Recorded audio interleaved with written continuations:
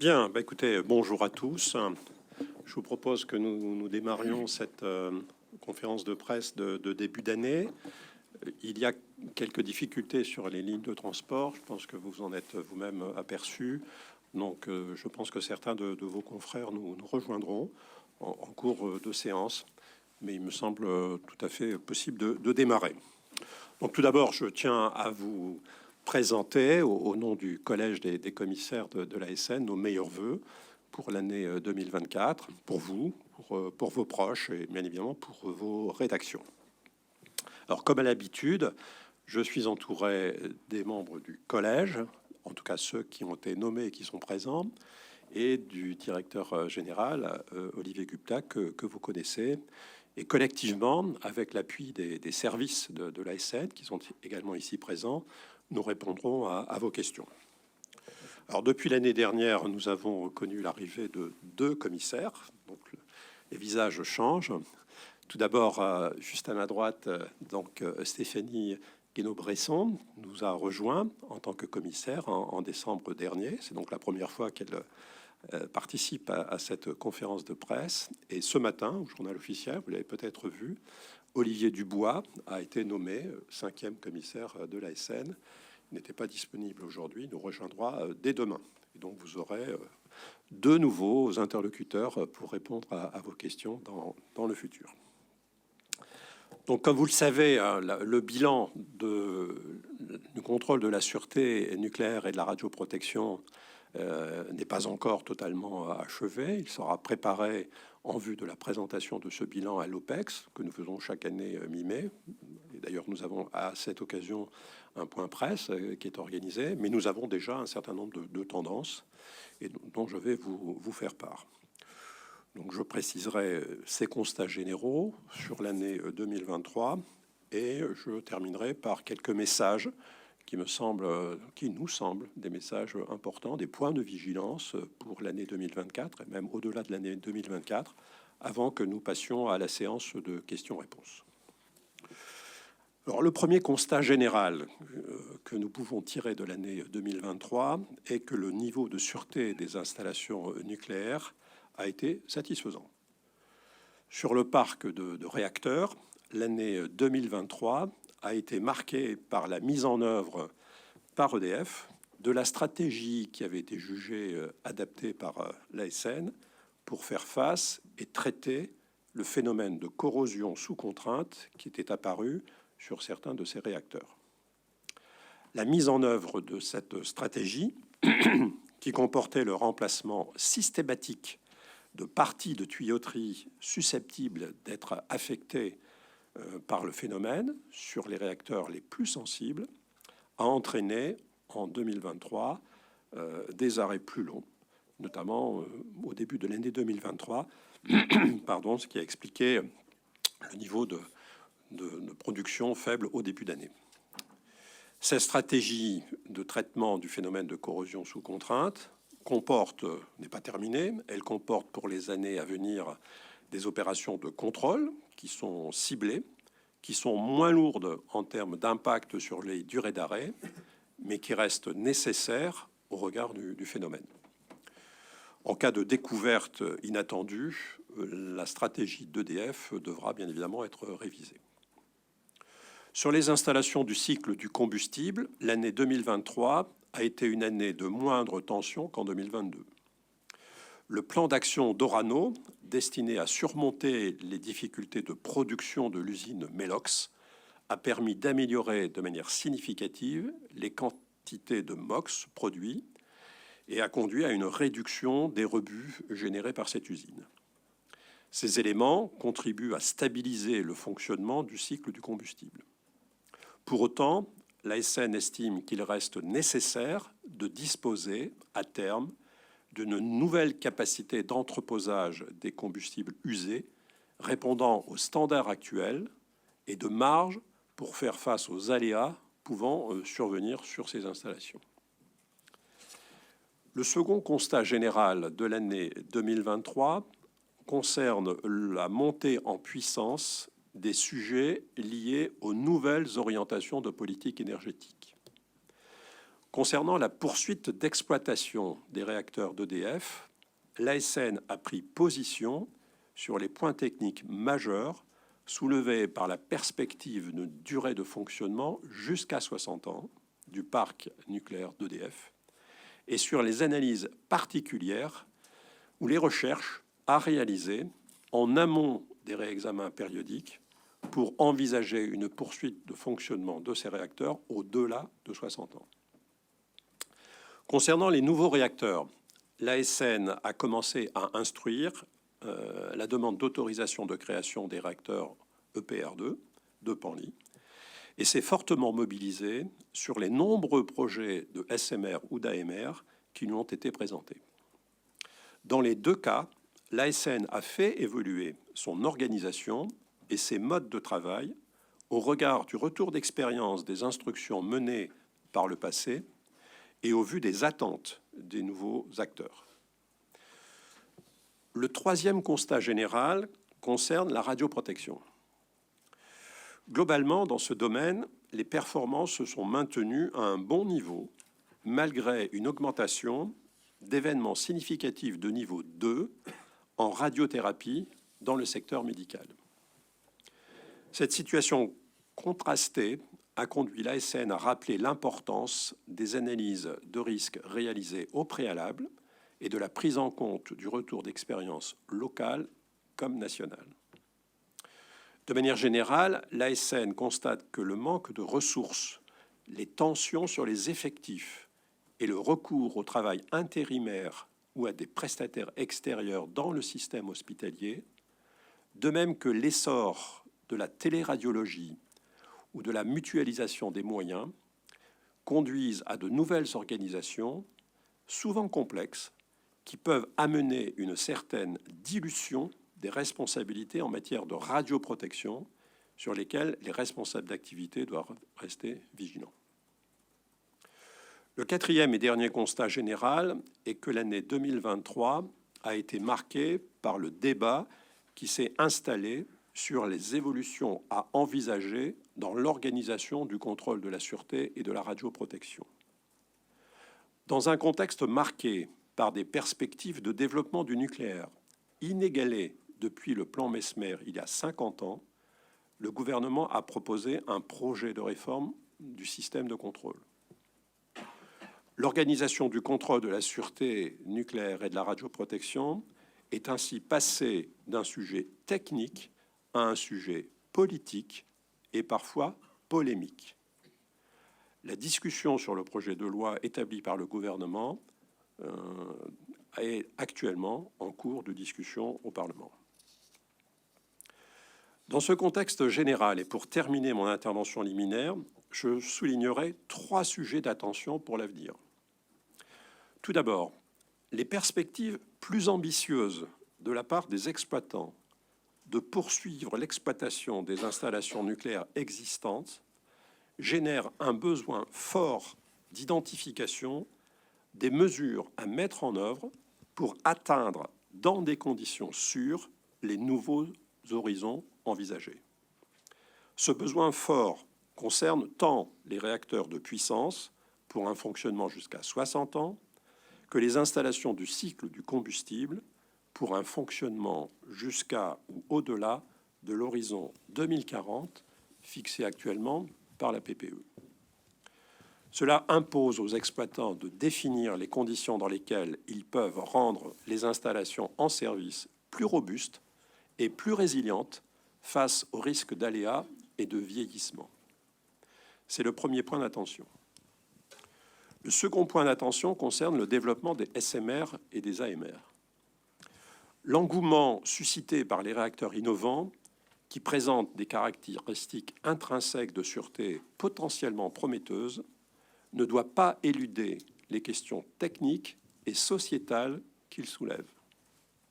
Ces questions sont notamment liées aux travaux préliminaires à réaliser pour démontrer leur sûreté de fonctionnement à partir des travaux de recherche ou la réalisation de prototypes, mais aussi à l'ensemble des enjeux de sûreté et de sécurité et de non-prolifération à intégrer en amont des projets, et enfin à l'acceptabilité de l'implantation de ces réacteurs en dehors de sites nucléaires dédiés pour contribuer à la décarbonation des sites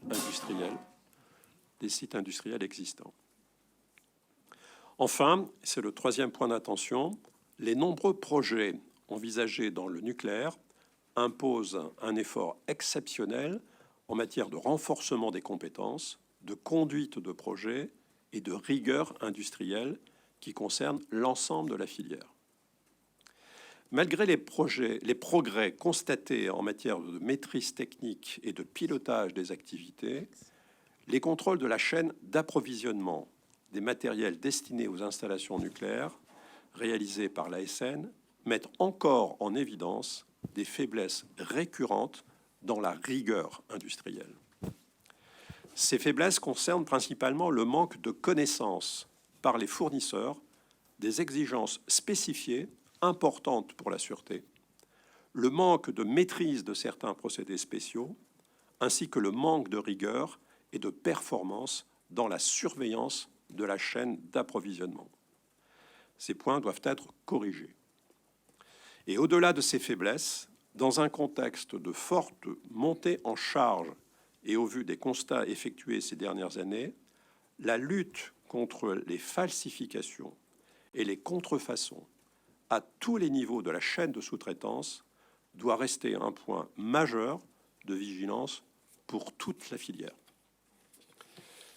Voilà, mesdames et messieurs les journalistes, ce que je voulais vous dire en introduction, et je vous propose maintenant d'ouvrir la séance des questions-réponses.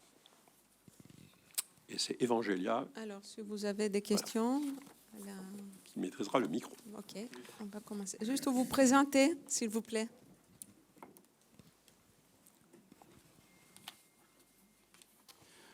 Bonjour à tous, Erwan Benezet, service économique du Parisien aujourd'hui en France. J'avais une question sur le stockage. Justement, au cours de ces dernières années, à chaque vœu, vous faisiez état des tensions sur le stockage. Je me souviens qu'à un moment, je crois que c'était l'année dernière ou l'année d'avant, on était à 7% de marge pour atteindre le quota complet de stockage. Et je voudrais savoir où on en est aujourd'hui, que ce soit sur les piscines d'entreposage ou le stockage dans les centrales nucléaires ou à La Hague. Merci. Alors, merci de cette question. Alors, il s'agit non pas de stockage, mais d'entreposage. Je pense que le vocabulaire est important, le stockage étant exclusivement réservé aux situations de stockage définitif des matières qui sont, en l'occurrence, à ce moment-là, des déchets nucléaires. Là, il s'agit d'entreposage pour lesquels nous avions attiré l'attention les années précédentes sur le risque de saturation des capacités d'entreposage de combustible usé des usines de La Hague. Et comme je l'ai dit dans mon propos liminaire, ce risque de saturation était essentiellement lié au dysfonctionnement qui était apparu sur l'usine de Melox, qui avait un niveau de production plus faible que le niveau nominal et qui conduisait également à générer des rebuts de fabrication MOX qui devaient être entreposés dans les piscines de La Hague. L'amélioration de la performance de l'usine de Melox en 2023 a permis d'éviter, d'accentuer d'une certaine manière le risque de saturation qui reste réel. Sauf que l'horizon de saturation ne s'est pas rapproché par rapport à ce que nous avions émis comme crainte les années précédentes. Donc on est dans une situation qui reste tendue, mais une situation qui s'est d'une certaine manière légèrement relaxée par rapport aux années antérieures. Et c'est la raison pour laquelle nous disons qu'il est absolument indispensable que l'ensemble de la filière nucléaire mette en œuvre des dispositions définitives à terme pour pouvoir entreposer ces combustibles usés, notamment le MOX usé. Parce que finalement, la matière qui vient accentuer le risque de saturation, c'est le MOX. Les autres combustibles usés sont des combustibles qui, en flux, sont entreposés temporairement et ensuite retraités. Donc il est absolument indispensable que l'ensemble de la filière trouve une solution pour pouvoir augmenter les capacités d'entreposage. C'est un sujet d'actualité. Et si cette solution ne peut pas être mise en œuvre à court terme, il faut envisager des parades, ce que nous avions évoqué les années précédentes, notamment la densification, qui était la parade la plus privilégiée, la densification des piscines actuelles de la Hague pour permettre d'entreposer davantage de combustible usé. Nous restons sur notre position, et je termine par ce point, consiste à dire qu'il faut que la filière mette en œuvre les dispositions pour que les capacités d'entreposage à terme soient effectivement augmentées par des solutions qui soient sûres en matière de sûreté et répondent aux standards actuels de sûreté, ce qui ne sera pas le cas de la saturation. Même si elle est acceptée, elle ne sera pas une solution conforme aux standards de sûreté actuels, aux normes actuelles. Adrien Pécaud, Journal Le Monde. J'aurais deux questions. La première, c'est une question à propos du combustible et de la part du combustible retraité dans le combustible utilisé pour les centrales nucléaires. La filière met souvent en avant le pourcentage de 10% aujourd'hui de combustible issu donc de retraitement. Est-ce que dans le cadre du nouveau nucléaire, ce pourcentage est appelé à évoluer, voire à augmenter ? Et ma seconde question, vous aviez évoqué des questions d'ordre technique et sociétal concernant les SMR ou les AMR. Est-ce que ce sont des questions spécifiques, singulières par rapport aux réacteurs de forte puissance? Et si oui, lesquelles? Alors, je vais répondre à votre deuxième question et je laisserai Pierre Bois répondre à la première question concernant les 10% que vous citez en matière de valorisation. Je n'ai pas répondu à la question concernant les piscines d'EDF qui ne sont pas en risque de saturation tant qu'il est possible de faire fonctionner le cycle à partir de l'usine de La Hague. Ce n'est que si l'usine de La Hague était saturée qu'il ne pourrait pas y avoir évacuation des combustibles entreposés dans les piscines des réacteurs d'EDF. Et là, ça poserait une difficulté systémique parce qu'il y aurait une répercussion sur la production d'électricité, ne pouvant pas évacuer les combustibles usés des piscines d'EDF. Alors, sur la question concernant les SMR et les AMR, le point que nous mettons en avant en termes de défis à caractère sociétal, c'est la possibilité d'implanter des petits réacteurs, voire des micro-réacteurs, en dehors des sites nucléaires dédiés. Aujourd'hui, si vous voulez, il y a dans les projets d'AMR, SMR, il y a essentiellement 3 types d'usages qui sont visés par les porteurs de projets. Un premier usage, c'est celui de remplacement des centrales de production d'électricité à partir de combustibles carbonés, le fioul, le charbon ou le gaz. Ça correspond à des niveaux de puissance de l'ordre de plusieurs centaines de mégawatts électriques. Le marché potentiel en France est faible, puisque nous avons un parc nucléaire assez puissant, interconnecté, mais il y a un véritable potentiel au niveau mondial pour pouvoir remplacer les centrales thermiques actuelles. Ça, c'est le premier segment de marché. Et puis, il y a un deuxième segment de marché qui concerne davantage la décarbonation de l'industrie. Tous les industries de process qui utilisent notamment de la vapeur ou de la chaleur et qui seraient intéressés par des mini ou des micro-réacteurs permettant de produire cette chaleur ou cette vapeur. Ça, c'est un marché, là encore mondial, mais avec une véritable opportunité possible en France pour pouvoir décarboner l'industrie. Et dans ce cas, dans ce second segment de marché, le choix du site n'existe pas. Il faut installer le réacteur là où l'installation industrielle est implantée, à l'intérieur de son installation et de son process industriel, avec des travailleurs qui sont aujourd'hui mobilisés sur le process industriel et non pas pour faire de la production nucléaire. Donc il y a une question d'acceptabilité potentielle qui pourrait se poser par les populations qui sont présentes autour de ces sites industriels ou ces zones industrielles d'une part, et par les travailleurs de ces installations industrielles qui auraient à proximité une installation nucléaire.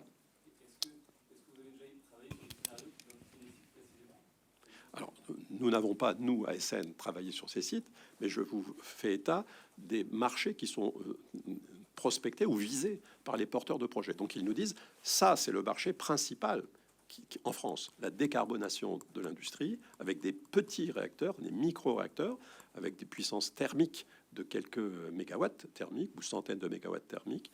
Et là, bien évidemment, il n'y a pas le choix du site. Donc, il y a un vrai débat d'acceptabilité, ce qui n'est pas la même chose lorsque le gouvernement promeut le développement de nouveaux réacteurs de type EPR2 sur les installations nucléaires existantes. Ce sont déjà des sites nucléarisés qui sont déjà qui sont totalement dédiés d'ailleurs à la production d'électricité nucléaire, avec des salariés qui sont exclusivement mobilisés sur cette thématique. Donc il y a un sujet d'acceptabilité, c'est ce que nous disons, qu'il faut traiter, et ça a des conséquences bien évidemment en ce qui concerne le niveau d'exigence de sûreté sur ces réacteurs. Il faut que ces réacteurs disposent d'un niveau d'exigence qui soit tel que même en situation d'accidentel, il n'y ait pas de risque, ou très peu de risque, en termes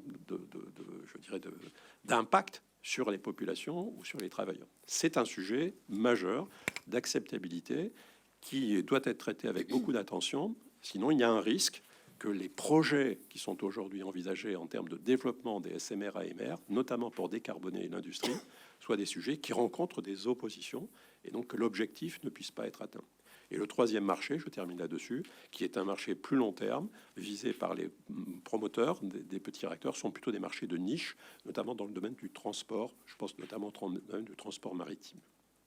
Je passe la parole, je suis désolé, à Pierre pour répondre à la première question.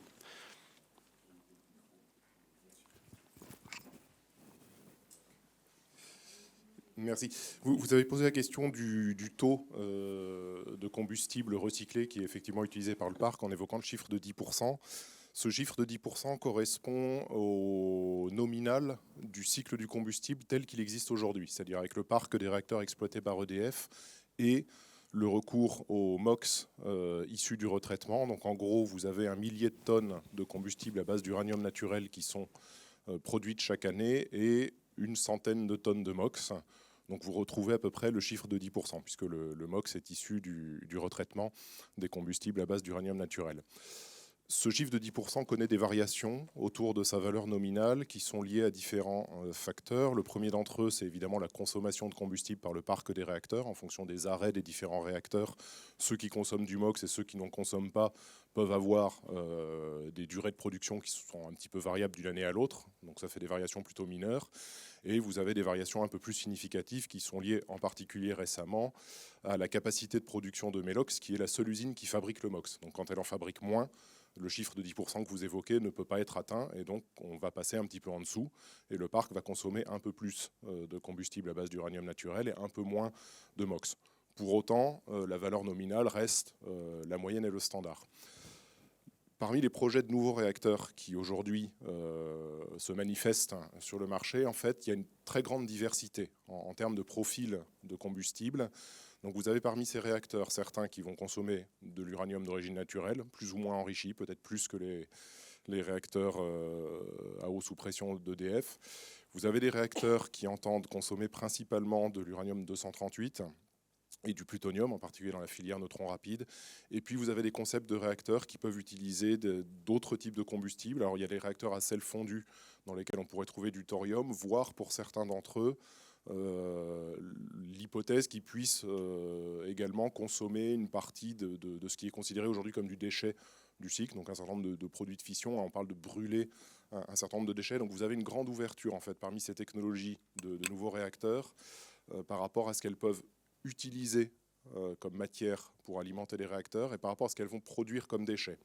Et évidemment, si ces filières sont mises en service et de manière significative sur les quantités industrielles, ça va faire varier le taux de 10% que vous évoquez, mais d'une manière qui aujourd'hui est difficile à anticiper. Ce qui est certain, c'est que le jeu est en train de s'ouvrir, et ça nous renvoie au message qu'a porté le président Bernard Dorozuc à l'instant, c'est que les installations du cycle doivent disposer, pour faire face à cette ouverture du jeu, à des marges de nature technologique, à des marges de nature capacitaire, pour pouvoir d'une part satisfaire les besoins de la filière en combustible et également assurer dans des conditions de sûreté satisfaisantes l'entreposage, le retraitement éventuel des combustibles de ces futurs réacteurs. Donc il y a beaucoup de questions aujourd'hui qui sont ouvertes et qui vont nous écarter du cycle nominal relativement stable que nous connaissons aujourd'hui pour aller vers quelque chose de plus ouvert. Et donc vis-à-vis de quoi il faut disposer aujourd'hui de marge, à la fois dans les volumes et dans les technologies, et il faut anticiper ces différentes filières de manière à ce que les installations soient au rendez-vous avec les niveaux de sûreté attendus le moment venu. Bonjour, merci. Sharon Vachebrot des Échos. J'avais deux questions. La première concerne l'EPR de Flamanville qui doit démarrer cette année. Est-ce que vous pouvez nous donner une vision peut-être du suivi, de la livraison? Le combustible doit être livré. Il doit être, a priori, ce qu'EDF nous explique, il doit être accordé au réseau à l'été. Quel regard vous portez sur ce calendrier et sur la capacité, la date projetée à laquelle cette EPR sera capable d'être à pleine puissance, compte tenu des nombreuses contraintes qui vont s'exercer à la fois sur le remplacement de son couvercle et des retours d'expérience sur Taishan. Voilà, c'est la première question. La deuxième question porte sur les SMR. Vous examinez le dossier de Neward, me semble-t-il. Est-ce qu'il y a d'autres start-up, d'autres sociétés qui ont déjà engagé des échanges avancés, qu'on peut dire, avec vous, pour faire certifier un réacteur, et si oui, lesquels? Merci. Alors, sur la première question, donc là, je reviens au bilan que nous avons présenté sur l'année 2023 et les perspectives en début d'année. Donc l'année 2023 a permis d'avancer sur de nombreux sujets techniques qui restaient ouverts avec EDF concernant la mise en service de Flamanville. On avait ici même évoqué des sujets concernant les soupapes pressuriseurs, concernant la recirculation. Ces sujets techniques sont désormais clos. De la même manière, EDF a achevé la totalité des opérations de réparation qui avaient été nécessaires sur les soudures qui posaient problème en termes de qualité de réalisation. Et EDF a également pris en compte dans la préparation de la mise en service de Flamanville du retour d'expérience des EPR qui sont en service maintenant dans le monde, et notamment du retour d'expérience de Taishan, qui est le site sur lequel il y a 2 réacteurs EPR en service et où il y a le plus de recul par rapport au fonctionnement. On pourra y revenir. Donc nous avons, nous, de notre côté, en 2023, on réalisé un certain nombre d'inspections, dont d'ailleurs une inspection de revue qui était très importante, qui a duré plus d'une semaine avec plusieurs dizaines d'inspecteurs et d'experts de l'IRSN pour vérifier l'état de préparation d'EDF en vue de la mise en service du réacteur. Cette inspection a permis de mettre en évidence les besoins qui restaient encore importants de la part d'EDF, de maîtriser la documentation d'exploitation, c'est-à-dire finalement le passage du constructeur à celui qui va exploiter le réacteur, faire en sorte que les équipes d'EDF qui vont être chargées de l'exploitation aient une bonne maîtrise de ces règles d'exploitation. On a fait un certain nombre de constats, ce rapport d'inspection est public, et il y aura une inspection de l'ASN qui permettra de vérifier les points d'avancement. Donc beaucoup de choses ont avancé. À ce stade, comme vous l'avez indiqué, le calendrier visé par EDF est un calendrier afin d'obtenir une autorisation de mise en service de la part de l'ASN, je dirais fin mars, fin du premier trimestre de cette année. C'est possible, mais c'est très tendu. Il n'y a aucune marge. Et notamment si EDF n'apporte pas les éléments, les derniers éléments que nous leur avons demandés en termes de justification de préparation globale du site pour fonctionner, et ne nous apporte pas suffisamment d'éléments sur les quelques points qui restent en termes d'attestation de conformité de certains équipements sous pression, ce sera difficile. Mais c'est possible, et le calendrier est tendu, et nous prendrons notre décision lorsque nous disposerons de l'ensemble des éléments que nous attendrons de la part d'EDF. Si tout va bien, nous pourrions être amenés à mettre en consultation le projet d'autorisation de mise en service vers la fin février. Cette consultation est obligatoire, mais nous le ferons dès lors que nous aurons bien sûr la certitude d'avoir tous les éléments en main pour pouvoir lancer cette opération. Le délai de consultation est d'1 mois, donc ça veut dire que c'est l'objectif de fin mars que se fixe EDF, qui n'est pas un objectif de l'ASN, qui est un objectif d'EDF, reste possible. Si tout ceci est respecté, le réacteur démarrera pour une période qui est une durée prévisionnelle de plusieurs mois, environ 8 mois, au cours duquel il y aura tout un programme d'essai à réaliser avec une montée progressive en fonctionnement pour pouvoir vérifier les performances du réacteur jusqu'au fonctionnement en pleine puissance. Donc il y a encore un délai pour atteindre la pleine puissance de plusieurs mois. Voilà en ce qui concerne le PR de Flamanville, ce que l'on peut dire. Bien évidemment, il y aura un premier cycle. Ce premier cycle sera d'une durée de 18 mois. Et à l'issue de ce premier cycle, un certain nombre de contrôles devront être effectués sur les équipements, sur les combustibles, et certaines opérations qui sont prescrites dans l'autorisation de mise en service, notamment le remplacement du couvercle de la cuve que vous avez cité, devront être réalisées lors du premier arrêt.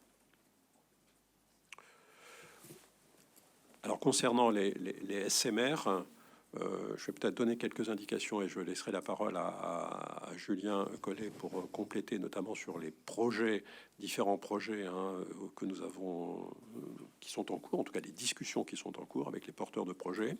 Vous avez évoqué le cas de Neward.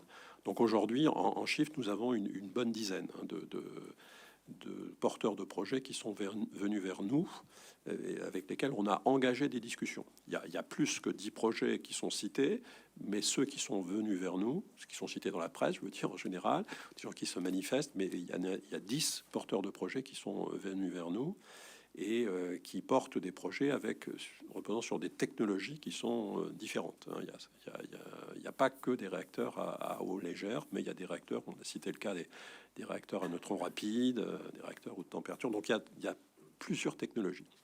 Et la maturité de ces projets est très différente. Pour le cas de Neward, Julien complétera sur les types de réacteurs face auxquels nous nous trouvons. Pour ce qui concerne Neward, c'est le projet porté par EDF.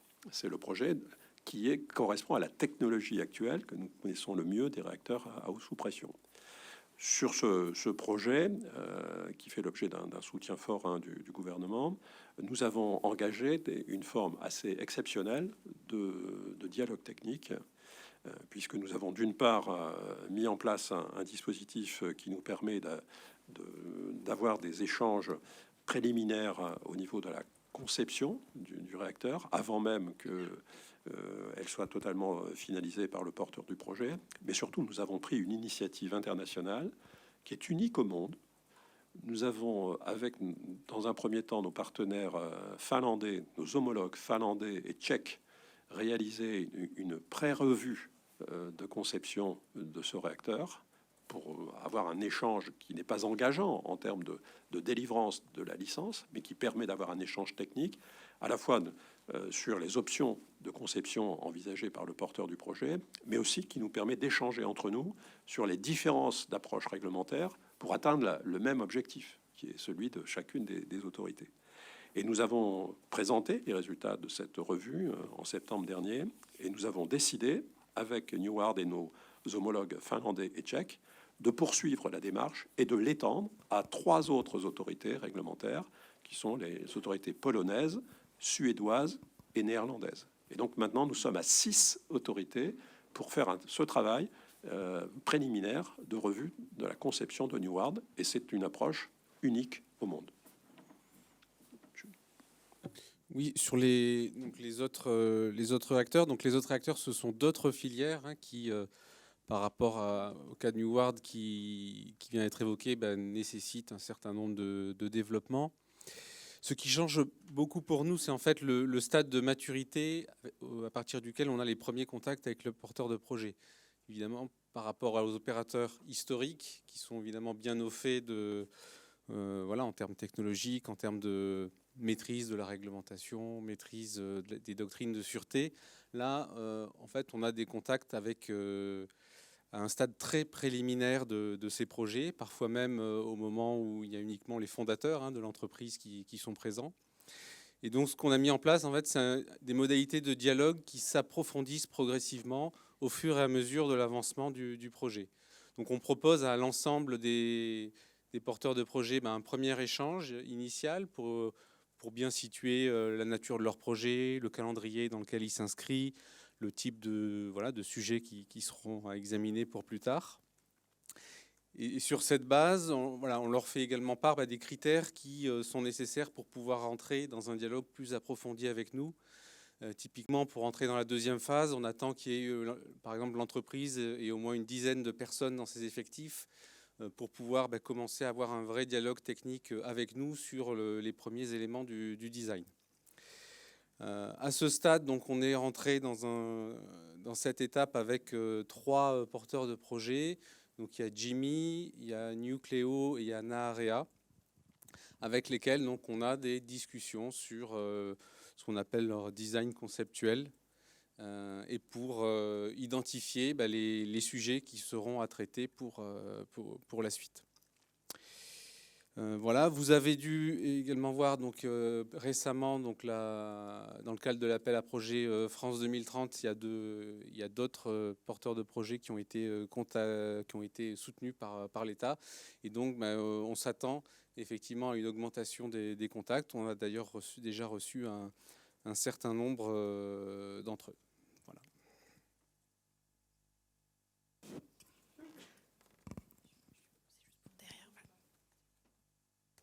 Bonjour, Elsa Baron, Figaro Économie. J'ai compris les questions, ça va par 2.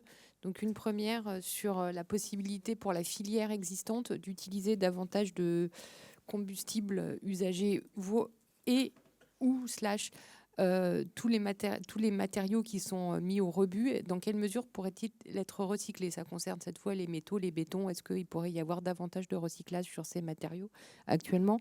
Et l'autre question, vous avez évoqué les contrefaçons dans le nucléaire. Est-ce que vous pourriez en dire un petit peu plus sur le sujet, sur les pièces que ça peut concerner et comment ça peut rentrer dans cette filière? Merci. Alors, sur la première question, il y a peut-être deux sujets différents. Comme l'a indiqué Pierre Bois, à partir du moment, et d'ailleurs aussi à l'instant Julien Collet, que certains projets qui nous sont présentés, je pense notamment aux AMR, sont des projets de réacteurs à neutrons rapides, c'est-à-dire finalement des projets un peu homologues à ceux qui avaient été développés par la France, Phoenix dans le passé. Il y a là, bien évidemment, un changement de paradigme en ce qui concerne la nature du combustible qui pourrait être utilisé. Et un des avantages avancés par les porteurs de ces projets de réacteurs à neutrons rapides, c'est la possibilité d'aller plus loin dans l'utilisation des combustibles usés, voire dans la valorisation des matières qui sont aujourd'hui entreposées et qui pourraient être valorisées dans ces réacteurs. On a parlé tout à l'heure du uranium 238, il y a l'uranium appauvri, donc il y a le plutonium. Donc si ces filières, qui sont des filières nouvelles de réacteurs se développer, cela permettrait d'augmenter le nombre ou la quantité ou la proportion de combustibles usés ou de matières aujourd'hui entreposées qui pourraient être valorisées. C'est un des avantages avancés par ces porteurs de projets.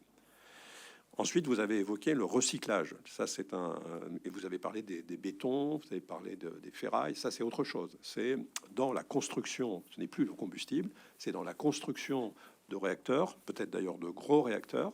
C'est la possibilité de valoriser un certain nombre de déchets existants ou potentiels des filières aujourd'hui, notamment les déchets très faiblement activés, voire pas activés, mais qui sont considérés comme déchets parce qu'ils sont dans des périmètres qui ont été définis comme des périmètres de déchets sur des centrales. C'est notre logique en France. Si ces matières, notamment je pense au gravat, si ces matières, notamment les ferrailles métalliques, s'avéraient soit finalement pas radioactives, voire très peu, et pouvant faire l'objet d'un traitement de valorisation, c'est le fameux projet de technocentre permettant de valoriser des ferrailles. Ça pourrait bien évidemment être un moyen de valoriser ces matières ces produits, dans la construction de nouveaux réacteurs. Donc il y a bien évidemment une idée, un développement de ce qu'on peut appeler de valorisation, d'économie circulaire à travers la valorisation de ces produits. C'est différent du combustible, mais c'est tout à fait envisageable. Sur la contrefaçon, on insiste beaucoup sur ce point.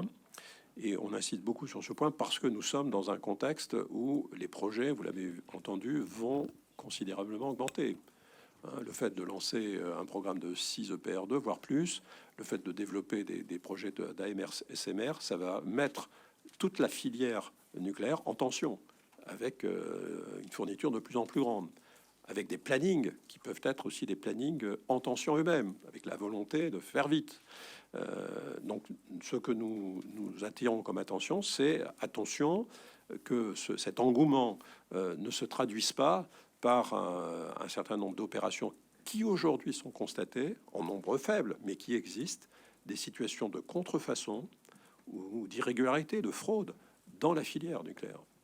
Chaque année, nous réalisons un suivi, des inspections sur le sujet, un suivi.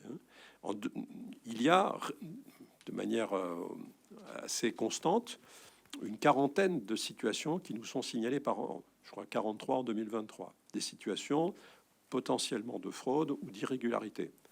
Elles nous sont soit déclarées par les exploitants ou les fabricants, ou elles nous sont signalées à travers le système d'alerte que nous avons.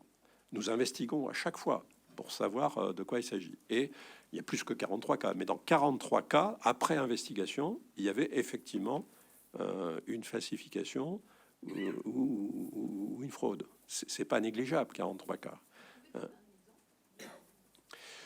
Il y a parmi les exemples, ce sont des résultats d'essais qui sont modifiés pour pouvoir être déclarés conformes, alors que le résultat n'était pas nécessairement celui-là. Voilà, c'est une... Je donnerai la parole à Stéphanie pour qu'elle complète. Donc, en termes d'illustration, il peut y avoir un certain nombre de cas.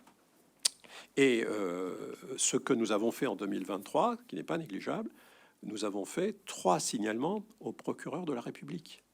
Donc, il s'agissait de cas de fraude avérés qui présentaient un enjeu tel qu'il nous a semblé nécessaire de rentrer dans une procédure de justice. Mais évidemment, je ne vous parlerai pas précisément de ces cas. Ce sont des instructions qui sont ouvertes. Donc, voyez-vous, c'est un sujet de vigilance qui n'est pas négligeable, qui peut toucher la totalité de la filière, qui peut être un sujet qui potentiellement plus important, avec une tension sur l'ensemble de la chaîne de fournisseurs. Il faut bien évidemment développer des mesures de prévention et non pas reposer uniquement sur le contrôle pour pouvoir limiter au strict minimum ce risque. Peut-être Stéphanie, tu vas ajouter quelques exemples. Oui, pour vous donner des exemples précis, mes collègues de l'ASN pourront compléter. Les exploitants, par exemple, nous ont remonté que sur des fournitures de puces électroniques, au moment où ils ont testé, voire radiographié les cartes électroniques, ils ont découvert que les composants n'étaient pas du tout conformes aux achats et aux spécifications qu'ils avaient faites. Donc là, par exemple, dans ce cas-là, ce sont bien les exploitants qui ont fait des essais complémentaires et ont découvert que les puces n'étaient pas du tout câblées de façon conforme. Donc la contrefaçon et la fraude recouvrent absolument tous les domaines de la fourniture de matériaux pour le nucléaire. Bonjour, Sandy Dauphin, France Inter. Une question sur quel est le retour d'expérience que vous faites de la canicule de l'été dernier, notamment sur les dérogations accordées sur les rejets d'eau. Et à plus long terme, cet été, le gouvernement doit présenter son plan d'adaptation au changement climatique avec un nouveau calibrage à 4 degrés. Dans quelle mesure le parc des centrales est concerné, eu égard notamment à l'eau, mais aussi est-ce que le parc est concerné, même les bâtiments annexes, peut-être par le phénomène de retrait-gonflement d'argile, en gros les maisons fissurées. Merci. Alors, je vais peut-être donner la parole pour démarrer à Julien et je compléterai si besoin. Le micro, on n'en a qu'un, c'est compliqué. Ah oui.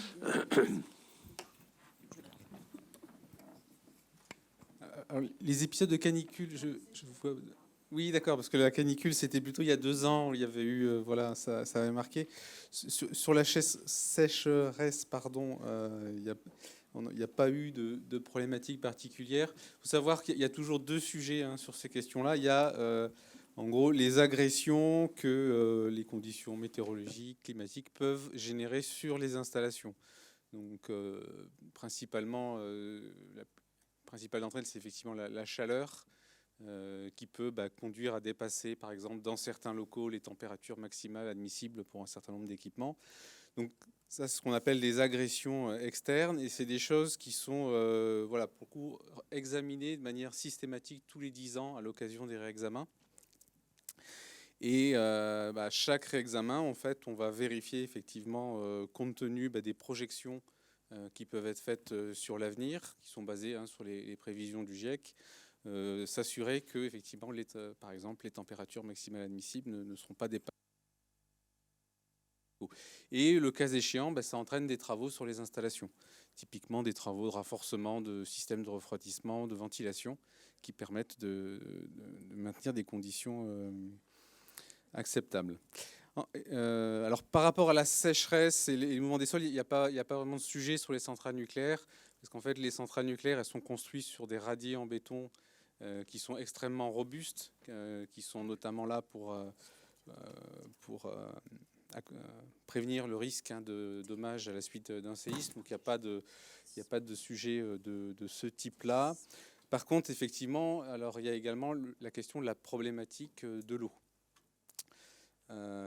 Problématique de l'eau, alors qui peut déjà avoir des conséquences sur la capacité à produire des installations. Donc c'est ce qu'on connaît évidemment avec typiquement les périodes de canicule qui peuvent augmenter la température du cours d'eau en aval, mais ça peut également poser difficulté à EDF lors des périodes d'étiage. Typiquement, le volume d'eau dans le cours d'eau est insuffisant, et ça oblige EDF à limiter sa production pour effectivement limiter la quantité de chaleur qui est transmise au cours d'eau. Il y a ça. Il y a également des problématiques liées au rejet, puisqu'évidemment le milieu récepteur que constitue le cours d'eau, il est aussi utile pour l'émission des rejets liquides. Et évidemment, plus les cours d'eau sont bas, plus ces rejets ils peuvent avoir un impact sur l'environnement. Et on a même eu des cas certaines années où en fait les conditions, le débit minimum pour pouvoir rejeter des effluents n'était plus respecté, ce qui a obligé EDF à entreposer ces effluents pendant des durées significatives. Et par rapport à cette problématique, donc, nous avons demandé à EDF d'étudier la possibilité sur certaines centrales nucléaires justement de renforcer ses capacités d'entreposage d'effluents pour pouvoir faire face à l'avenir à de telles situations. Et puis peut-être dernier sujet, il y a les EPR2. Donc il y a un programme de PR2 qui a été annoncé. Vous savez, les premiers réacteurs ont été annoncés plutôt en bord de mer, donc où la problématique est évidemment moindre. Par contre, le troisième site qui est envisagé se situera lui en bord de rivière, et donc évidemment il y aura un examen vraiment particulier à faire de ce prochain site, avec la difficulté qui est que globalement les EPR2, compte tenu de leur durée de vie qui est cible, qui est aujourd'hui de 60 ans, compte tenu de la date à laquelle ils seront mis en service, en fait c'est des réacteurs qui auront vocation à fonctionner jusqu'à la fin du siècle. Et donc, il faudra prendre en compte, effectivement, avec les incertitudes qu'on a en termes de connaissances sur les projections, notamment en termes d'agression, typiquement chaleur, mais également en termes de capacité des cours d'eau à l'horizon de la fin du siècle.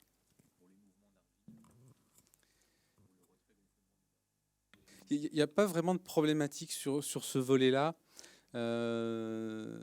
Comme je disais, voilà, les fondations d'une centrale nucléaire, ça donne lieu à des travaux de très grande ampleur. Il y a des sites dont on sait qu'ils ont des problématiques spécifiques, et ils ont d'ailleurs un radier spécifique qui tient compte de cela. Par exemple, pour le site PR2 de Gravelines, voilà, compte tenu notamment, il y a beaucoup de sable à ce niveau-là, donc il y aura une préparation, il y aura des opérations préparatoires du sous-sol justement pour pouvoir, on va dire, ancrer correctement le bâtiment dans le milieu. Mais il n'y a pas de problématique particulière par rapport à ça. Bonjour. Pardon, je suis là. Bonjour. Une question pour Nathalie Alonso de l'AFP. Quand vous évoquiez les contrefaçons et est-ce que vous incluez aussi les fausses qualifications de soudeurs, puisque je crois que vous aviez été saisi d'un signalement pour le réacteur ITER. Est-ce que vous pouvez revenir sur ces signalements? Combien il y en a eu sur toute la période? Et est-ce que ça concerne aussi des centrales de production? Alors, je donnerai la parole, mais je le cherche à Christophe Quintin, qui est tout au fond, qui ne se cache pas, mais d'accord, pour vous donner des précisions. Mais bien évidemment, ça peut couvrir le risque de fraude et de falsification, des attestations de qualification de soudeurs, de contrôleurs qui ne sont pas exactes, et donc ça peut conduire bien évidemment à un risque en la matière. Donc il y a un inventaire assez large de risques de falsification, mais il faut distinguer dans les approches que nous menons ce qui correspond à des erreurs, c'est possible qu'il y ait parfois des erreurs, et ce qui correspond de ce qui est une volonté de falsifier, volontairement de déclarer quelque chose qui n'est pas juste. Donc nous avons toujours un travail préliminaire lorsqu'on nous fait un signalement, de bien comprendre de quoi il s'agit. Christophe, si tu veux compléter sur les cas, les types de cas auxquels nous sommes confrontés. Oui, effectivement, les cas de falsification de certificats de soudeurs, c'est des cas qui sont plutôt derrière nous aujourd'hui, puisque la profession a compris que c'était très contrôlé et donc ne joue plus trop à ça. Dans le cas qui nous avait intéressé l'année dernière, en fait, il faut savoir que c'est des soudeurs qui étaient de très bons soudeurs, et que c'était un problème. La triche avait en fait pour objectif d'aller plus vite pour commencer le chantier, si je résume un peu. Et donc les soudeurs ont passé en fait des tests de qualification derrière sans faute, ce qui est relativement rare d'ailleurs sur des marchés de ce type-là. Mais c'est un sujet sur lequel tout le monde est attentif. Alors quand je dis tout le monde, c'est bien évidemment les exploitants premiers. Donc il y a des procédures aujourd'hui très spécifiques de double validation en fait des certificats, et évidemment nos inspecteurs. Alors, on insiste beaucoup sur ce sujet parce que c'est pas uniquement une question de faire du contrôle pour piéger ce genre de situation intentionnelle qui peut exister. Mais nous avons un programme de contrôle, d'inspection régulière qui se renforce au fil du temps. Nous aurons un programme 2024 qui comportera un volet risque de falsification que nous voulons d'ailleurs combiner avec des inspections dans le domaine des facteurs organisationnels et humains. Nous voulons en fait davantage comprendre ce qui pourrait conduire soit une personne, soit une organisation à falsifier ou à cacher quelque chose. Et ça peut être lié à des contraintes temporelles, à ce qu'on appelle le silence organisationnel à l'intérieur d'une structure, où on ne dit pas les choses, parce qu'on a peur qu'en le disant, on en subisse des conséquences. Ça peut être lié, je vais parler tout à l'heure de la pression sur le planning. Il peut y avoir donc d'autres éléments qui interviennent et que nous voulons davantage appréhender.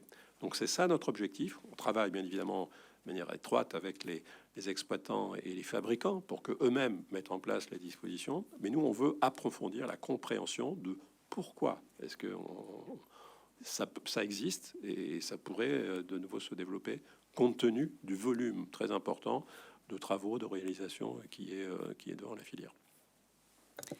Alors, Caroline Payès pour Montel, sur le planning.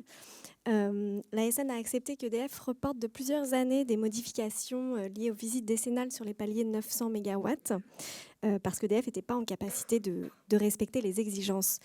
Donc on voit qu'EDF a quand même déjà des difficultés, vous m'entendez, à répondre à l'ensemble des exigences. Est-ce que c'est inquiétant pour vous ? Comment est-ce que vous voyez les années qui viennent à court terme, puisque la charge de travail est quand même encore conséquente, il me semble, et à l'avenir avec l'augmentation, l'explosion effectivement avec les nouveaux EPR et voilà.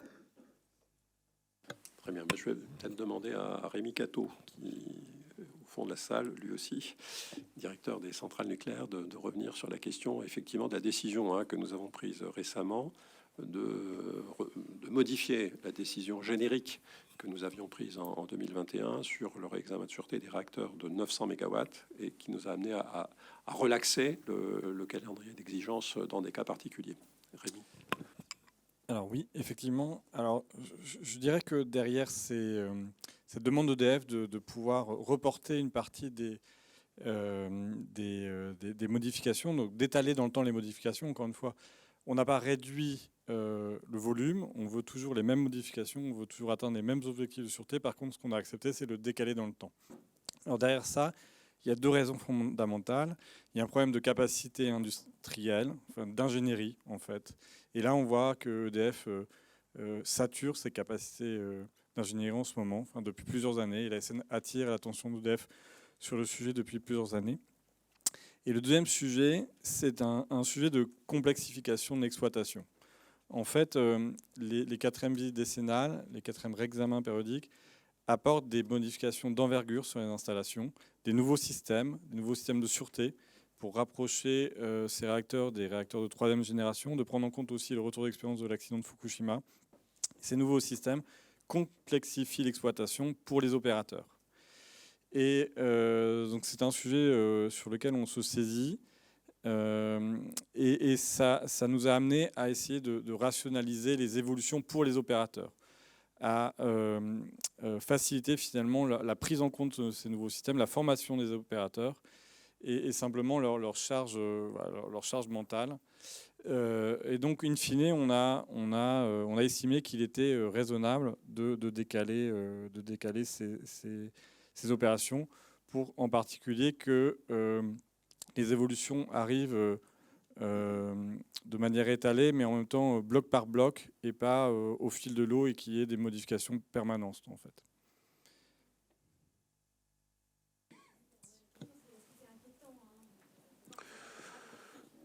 Non, c'est la vie industrielle. Hein. Je pense qu'il n'y a pas de raison. D'abord, les réacteurs ne sont pas en situation d'écart. Hein. Les réacteurs qui fonctionnent sont des réacteurs qui répondent à l'ensemble des exigences de sûreté, mais nous sommes bien dans un processus d'amélioration qui est lié aux visites décennales. Et de nombreuses modifications qui avaient été introduites ou prescrites sont réalisées. Hein. Ce n'est que marginal, le nombre de décisions pour lesquelles nous avons accepté un glissement. Hein.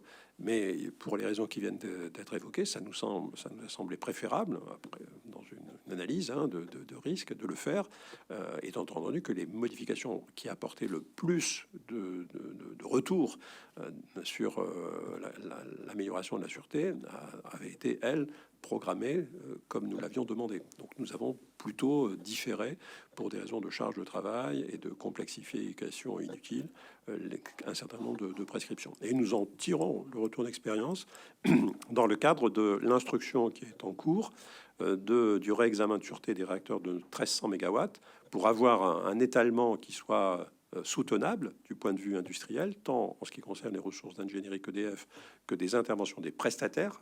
Il faut effectivement prendre en compte aussi la capacité industrielle à faire, et pour éviter cette multiplication de référentiels techniques différents liés au fait que nous échelonnions jusqu'à présent toute une série de modifications au fil de l'eau qui n'étaient pas vraiment opérationnelles et optimum pour les opérateurs qui veulent avoir des blocs de référentiels à modifier de manière égrenée. Donc voilà, donc c'est tout à fait acceptable. Hein. D'ailleurs, nous l'avons accepté et c'est tout à fait compatible avec l'objectif d'amélioration de sûreté. Oui, bonjour. Thomas Chomel pour Contexte. L'an dernier, vous avez appelé à anticiper les enjeux de sûreté des installations de gestion du cycle du combustible dans le cadre de la PPE. Le projet de PPE qui a été transmis il y a quelques semaines par le gouvernement vise à définir d'ici fin 2026 les scénarios industriels les plus appropriés pour l'avenir du cycle, post-2040, les modalités de financement et le calendrier des décisions associées. Est-ce que c'est suffisant selon vous? Est-ce que vous vous en satisfaisez? Et est-ce que vous avez commencé à travailler à l'élaboration des mesures qu'on envisagera à cet horizon? Merci. Alors, les années antérieures, nous avions surtout alerté sur le fait qu'il fallait anticiper des décisions de politique énergétique pour pouvoir se préparer à leurs conséquences. Et j'avais notamment cité le cas de la perspective de l'horizon 2040, qui est aujourd'hui dans la PPE, du retraitement, en disant il faut prendre une décision à caractère politique sur quelle sera la suite, parce que ça doit s'anticiper. S'il était décidé de poursuivre le retraitement, il faudra le faire vraisemblablement dans des installations nouvelles. Et donc il faut concevoir, développer ces installations. Et s'il était décidé d'arrêter le retraitement, il faudra prévoir qu'est-ce qu'on fait des combustibles usés. Et on avait évoqué un certain nombre de pistes qui méritent aussi, qui nécessitent du temps, avant d'être opérationnelles, comme l'entreposage à sec. Donc notre message, c'est il faut anticiper, il faut que vous preniez des décisions. Et là, nous avons aujourd'hui délivré un message complémentaire en disant, à partir du moment où, dans les réflexions actuelles, il est envisagé peut-être d'aller au-delà de l'horizon de 2040, ne serait-ce que pour envisager la suite. Certains évoquent 2045 sur les installations actuelles. Il faut faire en sorte que ces installations soient robustes et qu'elles puissent tenir jusqu'à cet horizon 2040 ou 2045. Donc il y a un effort qui, lui, est nécessaire et tout de suite, qui est celui de s'assurer que ces installations pourront tenir jusqu'à, dans des conditions sûres, pour être exploitées jusqu'à l'horizon pour la suite. Donc ça, c'est notre message d'aujourd'hui. Attention, il y a une priorité, c'est d'une certaine manière le renforcement des installations actuelles au regard de l'horizon que vous fixez pour définir une nouvelle politique. Le gouvernement dit, je vais définir, si je reprends ce que vous avez dit, d'ici 2-3 ans, quelle sera la perspective après 2040. C'est ça qui va être défini. Donc, c'est pas incompatible avec ce que nous disons. Nous avions dit qu'il fallait l'anticiper. Le gouvernement va le faire, puisqu'il est dans 2-3 ans. Il va dire ce qu'il va faire au-delà de 2040. Et nous disons, pour aller jusqu'à 2040, il faut avoir des installations plus robustes. Qu'est-ce qui peut se passer au-delà de 2040 et quelles peuvent être les conséquences? Ça, c'est le gouvernement qui doit le décider, puisque c'est une décision politique. À quoi nous tenons, c'est par rapport à ce que je disais aussi, en réponse à une question, c'est que le sujet du risque de saturation des capacités d'entreposage soit traité. Il faut qu'il soit traité. Peut-être que c'est avant, et certainement bien avant 2040, qu'il va falloir le traiter. Donc il faut dire qu'est-ce qu'on va faire avec ce risque de saturation. Il y a forcément la question qui est revenue à plusieurs reprises de quel type de retraitement faut-il envisager au-delà de 2040. Aujourd'hui, on est dans un mono-recyclage. On a parlé des 10%. On a évoqué le fait que les SMR ou les AMR pourraient un peu changer les données du problème, mais pas de manière considérable. Et donc, il faudra se poser la question de c'est quoi la vision après 2040? Parce que cette vision mono-recyclage, multi-recyclage, éventuellement orientation à terme vers des réacteurs à neutrons rapides, ça va déterminer la nature des nouvelles installations. Les nouvelles installations, celles de là, il va falloir les prolonger jusqu'à ce que c'est possible, mais les nouvelles installations, il faut les construire avec une vision de à quoi elles vont servir. Et nous attachons beaucoup d'importance, je le dis parce que c'est un message que nous faisons passer au pouvoir public, à ce que si la décision était prise d'envisager une poursuite du retraitement dans des installations nouvelles, que ces installations nouvelles puissent traiter le cas des combustibles particuliers qui sont aujourd'hui entreposés comme étant des matières, mais sans véritablement traitement.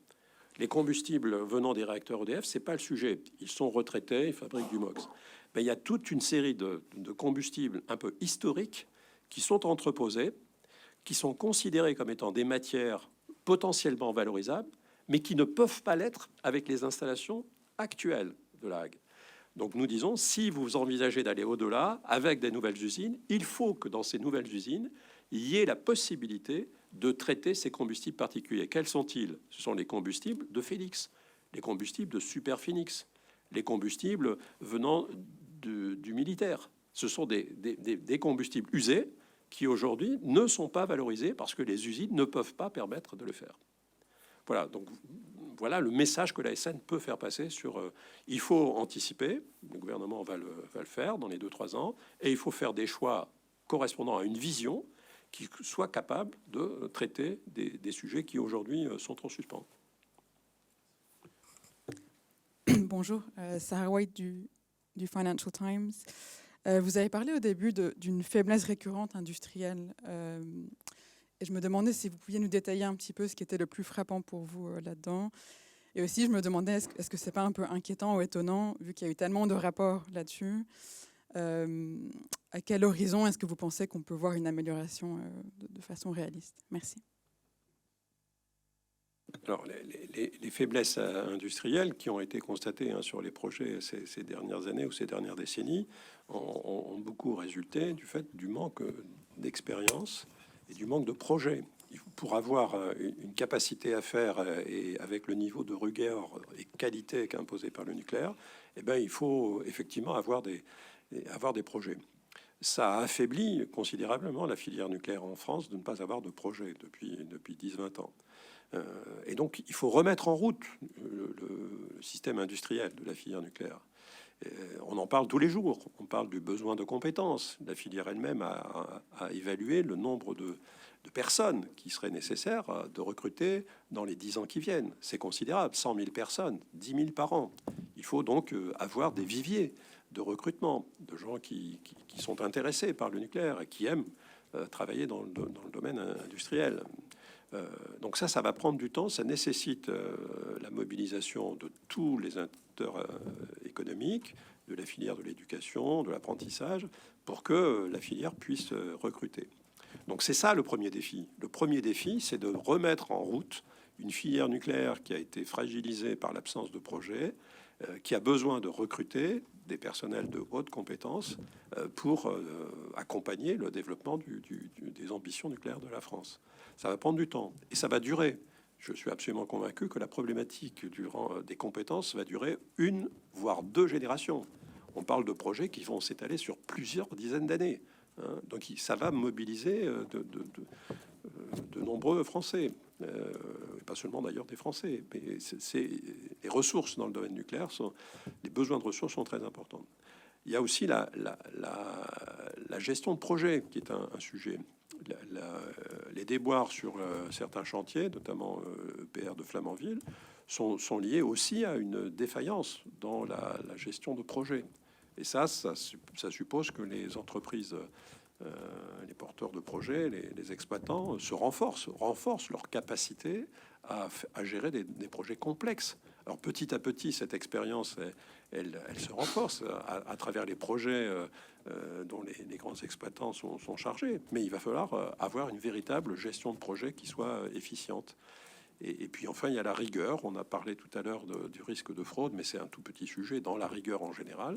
Il y a la totalité de la rigueur de la filière nucléaire, des fabricants, des sous-traitants, qu'il faut renforcer avec un niveau de qualité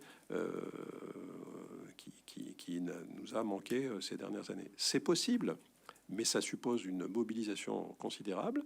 Et ça suppose, et ça c'est d'une certaine manière le sujet face auquel la filière se trouve aujourd'hui, ça suppose que les nouveaux projets soient menés suffisamment loin en termes de conception détaillée pour que les commandes vis-à-vis de la filière puissent être passées. Aujourd'hui, quand je regarde les projets EPR2, on en parle beaucoup, mais le travail n'est pas encore achevé du côté d'EDF pour arriver à un stade de conception détaillée suffisant dans tous les domaines pour pouvoir mobiliser la filière. La filière, elle est prête à se mobiliser, mais encore faut-il qu'on lui passe commande, qu'on lui dise ce qu'elle doit faire, qu'elle puisse recruter, qu'elle puisse investir dans des moyens. Donc on est à ce point crucial du passage de l'ambition à la concrétisation de ces ambitions de manière industrielle, avec des projets suffisamment détaillés qui puissent conduire à une mobilisation de la filière, qui doivent conduire à des recrutements. C'est ce qui a un péché dans le projet EPR. La construction de l'EPR a été lancée alors que les études détaillées de conception n'étaient pas achevées. Le rapport Fols le décrit très très bien. Et donc ça a conduit effectivement à des déboires. Donc il faut, toute la filière en est bien consciente, ne pas reproduire ce genre de difficultés. Et à ce stade, le point majeur, c'est d'achever les études détaillées de conception de l'EPR2 pour pouvoir lancer la mobilisation de la filière industrielle. Oui, bonjour. Aline Brachet pour AEF Info. J'ai une question sur le projet de réforme de l'organisation de la sûreté. Vous évoquez régulièrement une montée en puissance de votre charge de travail dans les prochaines années. Vous avez évoqué à l'Assemblée nationale les années 2027-2028 comme le pic d'activité. Est-ce que c'est compatible avec une réforme de toute l'organisation? Et comment vous vous préparez à mener de front à la fois cette réorganisation et votre montée en puissance du travail? Merci. Je vais laisser Olivier Gupta répondre à votre question. Bonjour, merci pour votre question. Effectivement, il est évident que dans la période face à laquelle on vient de donner plusieurs exemples, nous devons rester mobilisés. Et quand je dis nous, c'est l'ASN et l'IRSN et la future autorité, si la loi est votée, sur les sujets qui sont l'objet de notre mission. Donc ça, c'est évident. Il y a effectivement une montée en charge qui va se poursuivre. Hein. On n'est pas encore arrivé au plateau, si j'ose dire, pendant les prochaines années.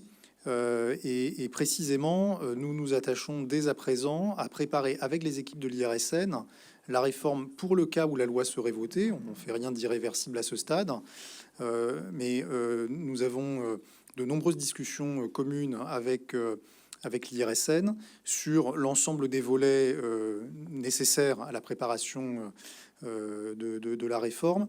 Et les discussions se passent bien, elles sont constructives.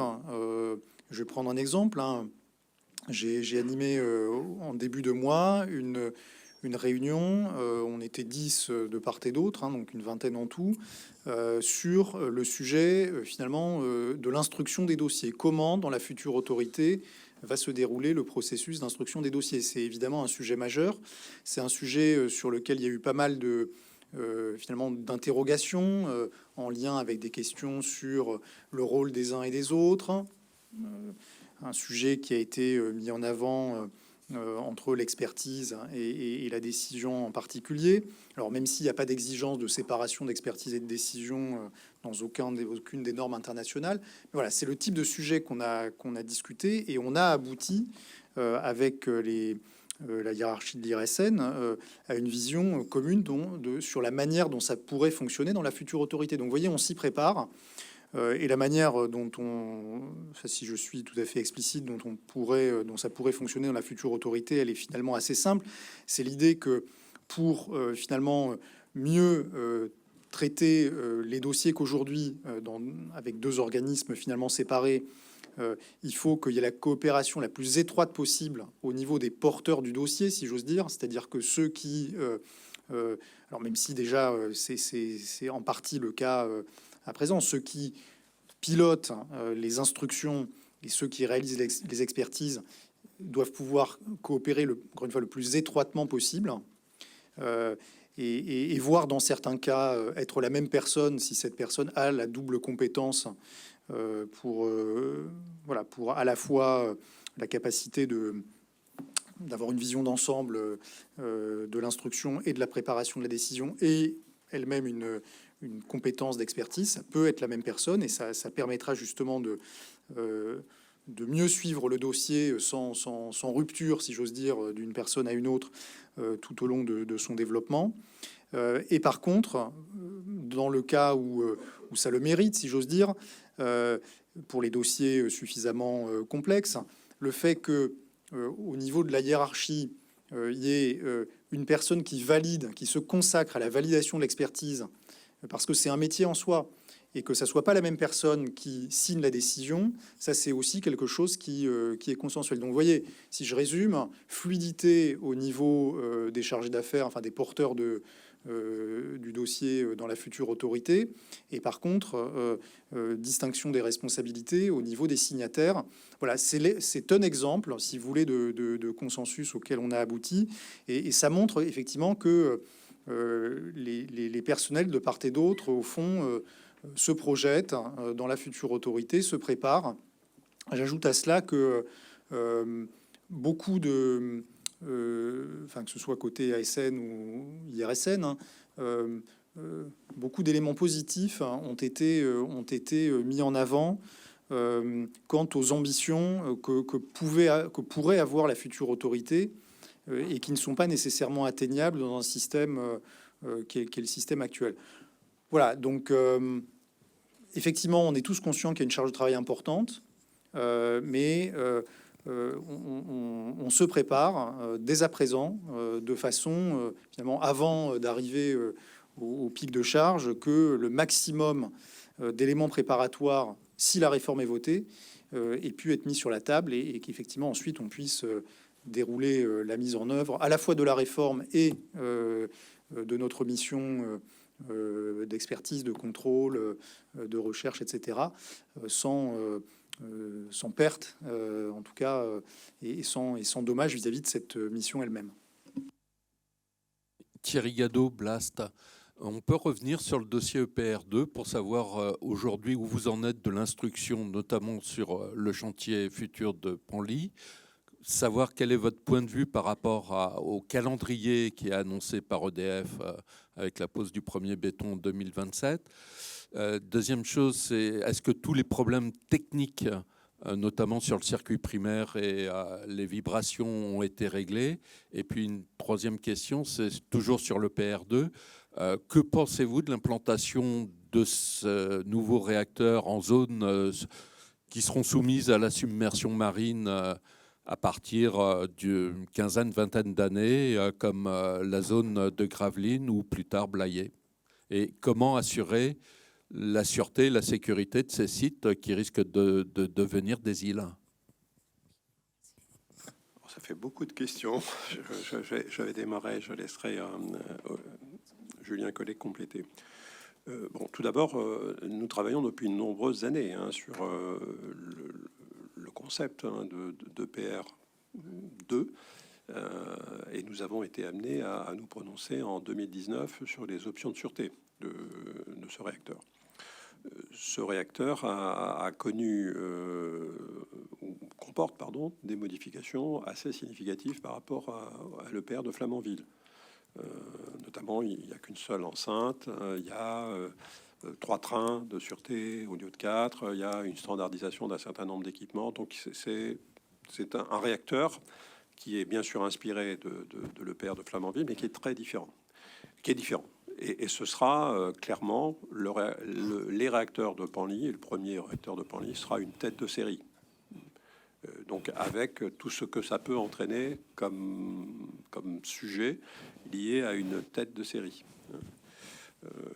Nous sommes ici pour l'instant en train d'instruire à la demande d'autorisation de création des réacteurs de Penly. Le dossier nous a été déposé. Il suit un cours normal. On avait eu des échanges préliminaires avec EDF. Il n'y a pas de surprise. Nous nous sommes prononcés sur sa recevabilité. C'est pas un dossier qui rencontre une complexité particulière pour nous, compte tenu du fait que nous discutions depuis de nombreuses années avec EDF sur ce dossier. Le planning de lancement de ce réacteur, la construction de ce réacteur, celui affiché par EDF, est un planning qui comporte des phases non nucléaires et ensuite des opérations nucléaires, l'îlot nucléaire qui interviendra environ de 2028, je crois, pour la partie îlot nucléaire. Comme je disais en réponse à une des questions précédentes, le sujet qui est d'une certaine manière sur le chemin critique du développement du projet, c'est la possibilité pour EDF de lancer les commandes auprès de l'ensemble des intervenants, qu'il s'agisse du génie civil, qu'il s'agisse des îlots, enfin des volets mécaniques, électromécaniques, etc. Et ça suppose que la conception détaillée soit achevée. Il y a la conception générale a été faite, mais la conception détaillée reste à terminer. Pas surtout, mais il y a un certain nombre de sujets qui restent encore à être traités. Donc une fois que cette conception détaillée sera achevée, il pourra y avoir la mobilisation de la filière, et ça c'est vraiment le top départ du projet. Et puis il y a le calendrier des autres réacteurs. Je vais laisser Julien en parler, notamment par rapport aux questions que vous posez du risque d'île sur certains sites. Je pense que vous avez en tête Gravelines, vraisemblablement. Et donc ça viendra un peu plus tard. Mais pour l'instant, on est focalisé sur les sites de Penly. Oui, alors je n'ai pas forcément grand-chose de plus à dire. Je signale juste que l'enquête publique sur les travaux préliminaires du site de Penly, je pense, démarre cette semaine, puisque à la suite de la loi accélération nucléaire de 2023, il y a une procédure qui se fait en 2 temps. Donc là, ce qui est instruit, donc pas par la SN, hein, mais par le ministère de l'Environnement, c'est les travaux préparatoires, donc tout ce qui est creusement, préparation des fondations, etc., construction de la partie des bâtiments éventuellement non nucléaires. Donc voilà, donc il y a une première étape qui est à la main du ministère chargé de l'énergie, je pense. Donc l'enquête publique a lieu le mois prochain pour une autorisation qui pourrait être délivrée cette année et qui permettra l'engagement des premiers travaux sur le site. Sachant qu'il y aura une autorisation dans un 2e temps qui est celle à laquelle la SN est associée, donc sur lequel, comme l'a dit M. de Rozuc, nous sommes au stade de la recevabilité et qui, elle, est plutôt prévue pour une instruction qui est plutôt prévue en 2026. Par rapport aux autres projets et aux risques liés à la hausse du niveau des eaux, ça fait partie évidemment des agressions qui sont retenues dans la conception des centrales nucléaires et qui sont par ailleurs réévaluées régulièrement à l'occasion des réexamens décennaux. Par exemple, en particulier pour le site de Gravelines, il y a eu ces dernières années des travaux de réhausse des digues de la centrale actuelle de Gravelines pour justement se protéger vis-à-vis d'élévation du niveau de la mer, notamment en cas de tempête, etc., plus élevé que jusqu'alors. Et pour EPR2, ce sera de toute façon la même démarche. Hein. C'est évidemment un risque important à prendre en compte au stade de la conception. L'exploitant devra proposer des mesures de prévention pour protéger la centrale.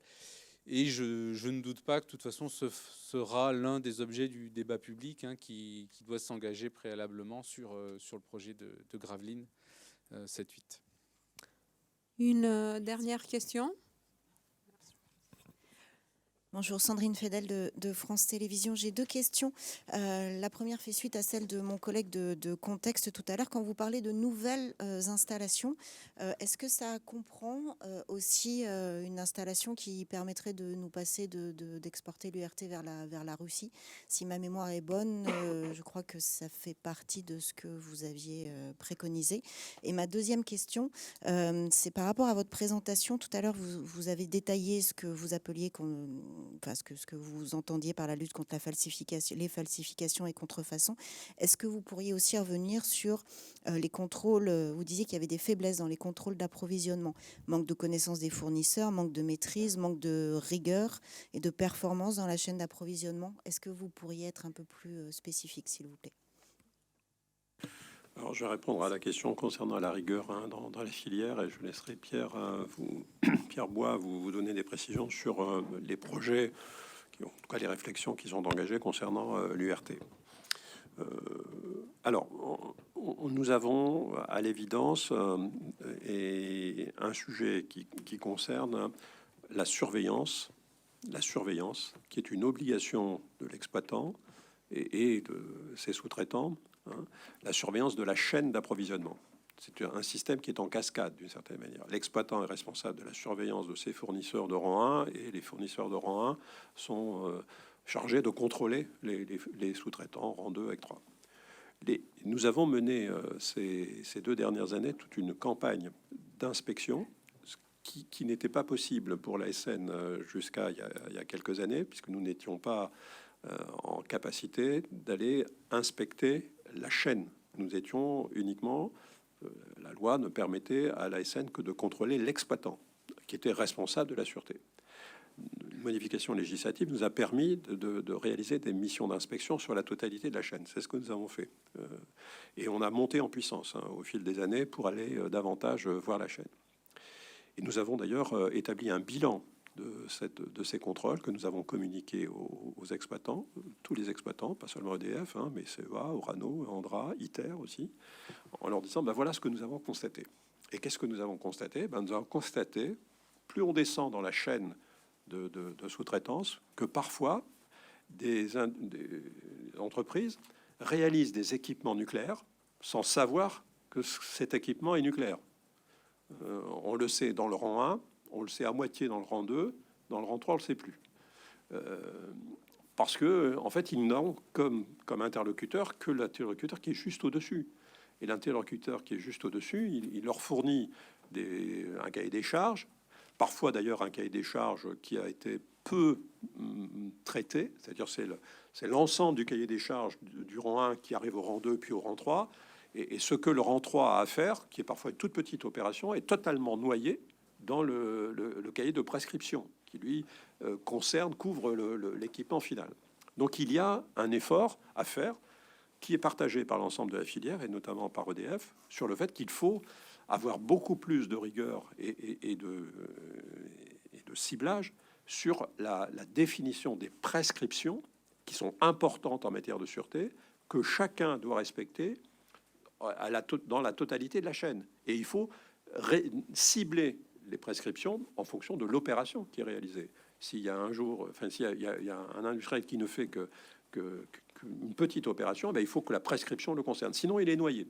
Et puis, il faut lui dire que parce qu'il intervient sur un équipement nucléaire, il a des exigences générales à respecter.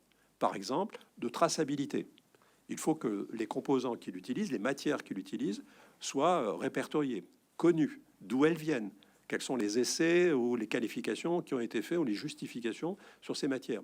Il faut que lui-même, il enregistre tous les actes qui vont être réalisés, les qualifications, on a parlé des personnels qui interviennent, parce que ça va être une obligation.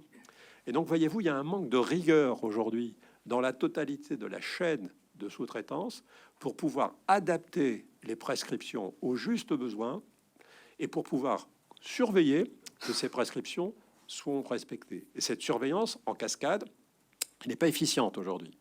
Moi, j'entends beaucoup la filière dire, c'est le plan Excel notamment d'EDF, qu'il faut que les opérations soient bonnes du premier coup. Ah, ça c'est bien, qu'on fasse bien du premier coup. Ben, moi, j'aimerais bien que la surveillance soit bonne du premier coup aussi. Hein, non seulement il faut bien faire, mais que l'acte de surveillance qu'on a bien fait, il soit adapté. On regarde les choses qu'il faut. C'est ça que nous avons dit aux industriels. Et parmi les actes de surveillance, on a ciblé un sous-ensemble qui est celui du risque de falsification, de fraude. Mais il y a plein de sujets qui concernent en fait la maîtrise des procédés spéciaux, le soudage, le traitement thermique, tout ça, ce sont des procédés spéciaux. Le fait qu'on sache qu'un industriel sait qu'il intervient sur un composant important pour la sûreté nucléaire et qu'il a des obligations de contrôle, de traçabilité à respecter pour que l'on puisse s'assurer que la totalité de la rigueur a été préservée. Donc, voyez-vous, c'est ça notre message. On veut un renforcement de la rigueur, une surveillance qui est adaptée, des qualifications qui sont justes et que la totalité de la chaîne soit bien la connaissance des exigences à respecter. C'est possible, mais il faut se mobiliser pour ça. Par rapport à l'URT. Oui, le sujet de l'URT, alors déjà un petit rappel, hein, l'URT c'est l'uranium de retraitement, c'est celui qu'on retire des combustibles qui sont déjà passés une fois en réacteur. Cet uranium de retraitement, il ressemble beaucoup à l'uranium naturel, notamment dans le sens où il peut être, avec des technologies assez comparables, réenrichi et réutilisé pour fabriquer du combustible. En revanche, il y a quelques petites différences, notamment du fait qu'il a passé du temps dans des réacteurs où il a été irradié, et donc les sujets de radioprotection ne sont pas tout à fait les mêmes qu'avec de l'uranium naturel. Et donc les étapes de réutilisation de l'URT, qu'il s'agisse de la conversion ou de l'enrichissement, doivent être faites dans des installations qui recourent aux mêmes technologies que celles qu'on utilise pour l'uranium naturel, mais dans des installations un petit peu différentes. Aujourd'hui, il n'y a pas, sur le territoire français ni européen, d'installation qui est en mesure d'assurer l'étape dite de conversion de l'uranium de retraitement, sachant que pour réutiliser l'uranium de retraitement, et comme je le disais, il faut une étape de conversion et une étape de réenrichissement. Donc les technologies sont connues, elles sont maîtrisées, mais on n'a pas les installations sur le territoire français ni européen. À l'heure actuelle, EDF recourt à un prestataire en Russie, la filière qu'on appelle Tenex, pour assurer la conversion d'une partie de son stock d'uranium de retraitement qui est entreposé sur le site du Tricastin pour le réutiliser. Les exploitants préoccupés par la possibilité que cette filière russe ne soit dans un avenir plus ou moins proche, plus disponible, se posent la question de savoir s'il est opportun et faisable de disposer de filières alternatives pour assurer la conversion de cet uranium de retraitement. Et donc il y a plusieurs possibilités qui sont aujourd'hui à l'étude. En gros, ce sont les principaux acteurs du cycle du combustible qui se positionnent sur ces techniques-là, donc Westinghouse et Orano. Donc aujourd'hui, on en est au stade très préliminaire du jugement d'opportunité sur des décisions industrielles qui restent à prendre. Donc aujourd'hui, on n'a pas de projet d'installation qui nous ait été présenté, mais ce qui est certain, c'est que le sujet est présent à l'esprit des opérateurs et vraisemblablement des décisions à caractère stratégique devraient être prises dans les prochains temps pour faire le choix. Est-ce qu'on continue à recourir à la filière existante? Est-ce qu'on se dote d'une filière propre sur le territoire? Et dans le cas où les installations devraient être construites en France, évidemment, ce sont des dossiers qui seront à instruire par l'ASN.